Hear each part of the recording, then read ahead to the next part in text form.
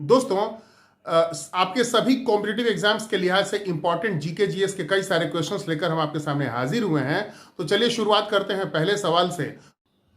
दोस्तों, प्रथम मानव जीवाश्म भारत में किस जगह से, किस नदी घाटी से प्राप्त हुआ है? तो याद रखिएगा कि प्रथम मानव जीवाश्म यानी फर्स्ट ह्यूमन फॉसिल कहां से प्राप्त हुआ है? नर्मदा घाटी के अंतर्गत हथनौरा नामक स्थान से प्रथम ह्यूमन फॉसिल प्राप्त हुआ है। नर्मदा घाटी याद रखिएगा, ये मध्य प्रदेश में है और वहीं के का एक स्थल है हथनौरा। वहीं से भारत में पहला ह्यूमन फॉसिल प्राप्त हुआ है, यानी सबसे प्राचीन ह्यूमन फॉसिल हथनौरा से ही प्राप्त हुआ है। ये जो फॉसिल है ये होमोनिड की खोपड़ी प्राप्त हुई है। यहां से क्या प्राप्त हुआ है? तो होमोनिड की खोपड़ी प्राप्त हुई है। और होमोनिड क्या है? तो प्राचीन समय में जो अति इतिहास शुरू होने के पहले, यानी जो प्राग इतिहास काल है, यानी प्री हिस्टोरिक एज, तो उस दौर में जो मानव इसी होमोनिड से संबंधित था, तो उसी की खोपड़ी प्राप्त हुई है इस जगह से। हथनौरा नामक स्थान से ये इंसानी खोपड़ी प्राप्त हुई है, होमोनिड की खोपड़ी प्राप्त हुई है। और होमोनिड में भी इसकी स्पेसिफिक जो पहचान है वो किसकी है? तो होमो इरेक्टस के तौर पे इसकी पहचान की गई है। होमो इरेक्टस के तौर पे इस खोपड़ी की पहचान की गई है। ये नृविज्ञान यानी एंथ्रोपोलॉजी का विषय है। तो भगवान बुद्ध की सबसे प्राचीन मूर्ति किस कला के अंतर्गत बनी थी?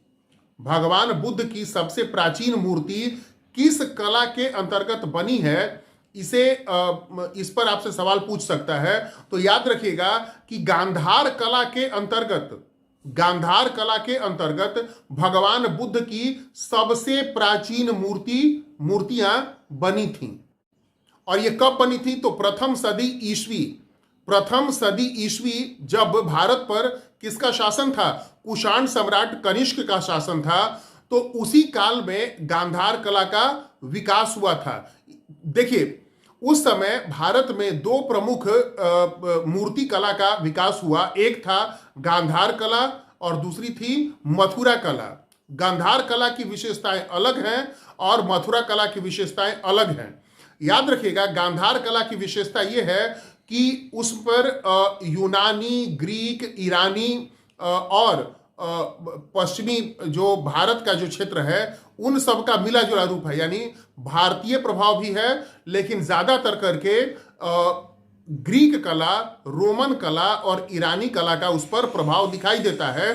क्योंकि ये जो एक ऐसा क्षेत्र है जहां पर कि भारतीय, ईरानी, रोमन और ग्रीक इन कल्चर्स के लोग अक्सर समय समय पर आते रहे हैं, बसते रहे हैं। भारत पर ये पश्चिमी इलाका है जो अब पाकिस्तान में पड़ता है।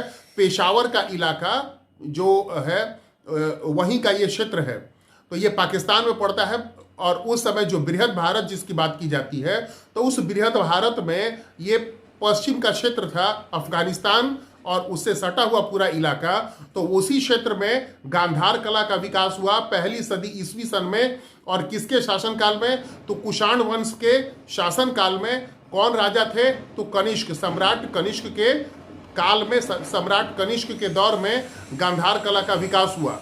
अच्छा, तो जब इन पर रोमन, ग्रीक ऐसी कलाओं का अगर प्रभाव है, तो इसी वजह से ऐसा है कि भगवान बुद्ध का जो चेहरा है, जो उनका रूप है, मुखमंडल है, वह किसके जैसा लगता है? तो ग्रीक देवता अपोलो की तरह उनका मुखमंडल और उनके बाल दिखाई देते हैं गांधार कला में जो भगवान बुद्ध की मूर्तियां बनी हैं। दूसरी ओर बात, अच्छा, इसके अलावा उनके ऊपर जो वस्त्र हैं, जिस तरह वो काफी डिजाइनर कपड़े दिखाई देते हैं भगवान बुद्ध के, जो गांधार कला में बने हैं। और रूप, सज्जा और तमाम तरह की चीजों पर विदेशी प्रभाव और जिसको हम ग्लैमर भी कह सकते हैं, उसका स्पष्ट रूप दिखाई देता है। दूसरी ओर मथुरा कला पूरी तरह से भारतीय प्रभाव में विकसित हुई, और मथुरा भी एक राजधानी ही थी सम्राट कनिष्क की। तो याद रखिएगा कि मथुरा कला के अंतर्गत जो मूर्तियां विकसित हुई हैं उनमें सादगी है और उन पर भारतीय प्रभाव ज्यादा प्रमुखता से दिखाई देता है, विदेशी कला की का प्रभाव उस पर कम दिखाई देता है। दोस्तों, आपसे पूछा जा सकता है कि मथुरा कला का विकास किन प्राचीन कलाओं से हुआ है? तो याद रखिएगा कि मथुरा कला का विकास भरहुत और सांची कलाओं से इनका संबंध है, यानी वहीं की कलाओं ने आगे चल करके विकसित रूप में मथुरा कला को जन्म दिया। याद रखिएगा कि भरहुत और सांची में भगवान बुद्ध के क्या पाए गए हैं? तो उनके स्तूप पाए गए हैं। स्तूप क्या होते हैं? तो भगवान बुद्ध और बौद्ध धर्म के संबंधित जो अवशेष हैं वो इन्हीं स्तूपों के अंतर्गत रखे जाते हैं, जो गोल गुंबदाकार होते हैं, और उनके अंतर्गत पवित्र जो अवशेष हैं भगवान बुद्ध के, उनको स्थापित किया जाता है। बौद्ध धर्म के अंतर्गत इसका बहुत ही ज्यादा पवित्र महत्व है। भरहुत कहाँ है? तो भरहुत मध्य प्रदेश के सतना जिले में स्थित एक गांव है। भरहुत मध्य प्रदेश के सतना जिले में स्थित एक गांव है, जबकि सांची यह भी मध्य प्रदेश में ही है और जिला है रायसेन डिस्ट्रिक्ट। तो मध्य प्रदेश के रायसेन जिले में सांची है, और जबकि सतना जिले में भरहुत है, और दोनों ही जगह पे भगवान बुद्ध के क्या पाए गए हैं? स्तूप पाए गए हैं। दोस्तों, एक प्रश्न है, मगध सम्राट महापद्मनंद द्वारा, मगध में नंद वंश के संस्थापक कौन थे? महापद्मनंद। तो मगध सम्राट महापद्मनंद द्वारा कलिंग विजय का उल्लेख किस अभिलेख में मिलता है? तो याद रखिएगा कि कलिंग सम्राट खारवेल के हाथी गुम्फा अभिलेख, कलिंग सम्राट खारवेल के कलिंग कौन सा क्षेत्र है? उड़ीसा का क्षेत्र है। तो कलिंग सम्राट खारवेल के हाथी गुम्फा अभिलेख में जो कई सारे वहां पर लिखी हुई चीजें मिली हैं, तो उन्हीं में से एक जिक्र इस बात का मिलता है कि मगध सम्राट महापद्मनंद ने कलिंग को युद्ध करके जीत लिया था, और यहां से जिनसेन कौन थे? तो प्रथम जैन तीर्थंकर। तो प्रथम जैन तीर्थंकर यानी जिनसेन की जो मूर्ति है वो महापद्मनंद यहां से ले गए थे। महापद्मनंद किस धर्म को मानने वाले थे? जो जैन धर्म को मानने वाले थे महापद्मनंद। आप लोगों ने जैन समाज के लोगों को अक्सर एक दूसरे से मिलते जुलते जय जिनेन्द्र कहकर मिलते हुए देखा होगा। तो जैन धर्म के तीर्थंकरों को जिनेन्द्र या जिनसेन कहा जाता है।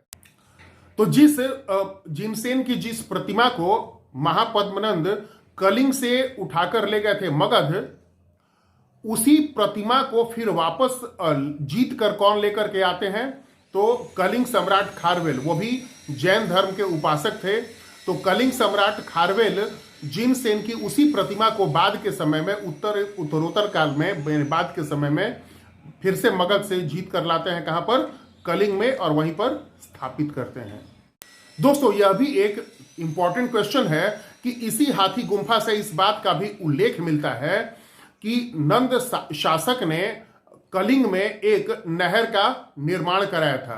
तो नंद शासकों द्वारा कलिंग क्षेत्र में नहर निर्माण का उल्लेख किस अभिलेख से मिलता है? तो उसी सम्राट खारवेल के हाथी गुम्फा अभिलेख में ही इस बात का जिक्र मिलता है। दोस्तों, जब कलिंग का उल्लेख हो ही रहा है, तो कलिंग 2 बार जीता गया। एक बार तो जीता गया था महापद्मनंद के द्वारा, और दूसरी बार जीता गया था किनके द्वारा? सम्राट अशोक के द्वारा। दोस्तों, सम्राट अशोक ने 262 ईस्वी पूर्व से 261 ईस्वी पूर्व के बीच, ईस्वी पूर्व का मतलब ईसा मसीह के जन्म से पहले का काल, तो ईसा मसीह के जन्म से 262 ईस्वी पूर्व से 261 ईस्वी पूर्व के बीच कलिंग के साथ युद्ध किया था, और ये काफी लंबा चला युद्ध था। और इस युद्ध में काफी हिंसा हुई थी, काफी रक्तपात हुआ था, काफी बड़ी तादाद में लोग मारे गए थे। और इतनी हिंसा के बाद मगध सम्राट अशोक कलिंग पर विजय को जीतने में कामयाब रहे थे। सम्राट अशोक के 30 से ज्यादा मेजर यानी वृहत शिलालेख हैं, मेजर रॉक एडिक्ट्स हैं, मेजर रॉक एडिक्ट्स यानी वृहत शिलालेख, तो उसमें जो मेजर रॉक एडिक्स नंबर 13 यानी वृहत शिलालेख संख्या 13 मौर्य सम्राट अशोक के इसी 13वें वृहद शिलालेख में अशोक द्वारा कलिंग विजय का उल्लेख मिलता है। तो याद रखिएगा कि वृहद शिलालेख संख्या 13 में अशोक द्वारा कलिंग विजय का उल्लेख मिलता है। तो दोस्तों मिलते हैं अगले वीडियो में। आपका बहुत बहुत धन्यवाद।